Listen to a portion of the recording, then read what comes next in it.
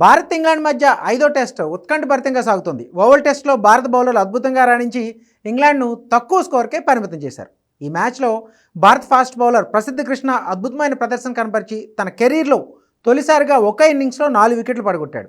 ఈ సిరీస్లో ప్రసిద్ధ కృష్ణ చెప్పుకోదగిన ప్రదర్శన చేయలేదు. తొలి 2 టెస్ట్ మ్యాచ్ల్లో ఆడిన అతడు ధారాళంగా పరుగులు సమర్పించుకున్నాడు. వన్డే తరహాలో పరుగులు ఇస్తూ విమర్శల పాలయ్యాడు. దీంతో అతన్ని 3, 4 టెస్ట్ మ్యాచ్ల నుంచి పక్కన పెట్టింది టీమిండియా మేనేజ్మెంట్. కానీ అనూహ్యంగా 5వ టెస్ట్ మ్యాచ్కు తుది జట్టులోకి వచ్చిన అతడు అదిరిపోయే ప్రదర్శన చేస్తున్నాడు. వన్డే తరహాలో బ్యాటింగ్ చేస్తున్న ఇంగ్లాండ్ ఓపెనర్ జాక్ క్రాలేని తొలి ఇన్నింగ్స్లో అవుట్ చేశాడు. 57 బంతుల్లో 64 రన్స్ చేసి ప్రమాదకరంగా మారిన ఇతన్ని పెవిలియన్కి పంపించాడు. ఇక రెండో రోజు 2 సెషన్లోనూ అదరగొట్టాడు. టీ బ్రేక్ ముందు చివరి ఓవర్లో 2 వికెట్లు తీశాడు. గత 2 మ్యాచ్ల్లో ప్లేయింగ్ 11లో చోటు దక్కించుకొని ప్రసిద్ధ కృష్ణ ఈ మ్యాచ్తో తన సత్తా చాటాడు. ఓవల్ టెస్ట్ తొలి ఇన్నింగ్స్లో ప్రసిద్ధ కృష్ణ కేవలం 62 పరుగులు మాత్రమే ఇచ్చి 4 వికెట్లు తీశాడు. ఇది అతని కెరీర్లోనే ఉత్తమ ప్రదర్శనగా నిలిచింది.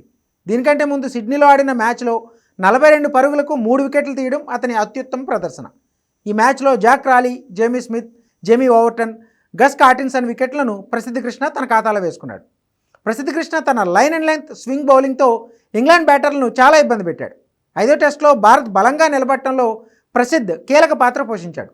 ఇప్పుడు భారత అభిమానులు ఈ మ్యాచ్ చివరి ఇన్నింగ్స్లో కూడా ప్రసిద్ధ కృష్ణ నుండి ఇలాంటి బౌలింగ్ ప్రదర్శనే ఆశిస్తున్నారు.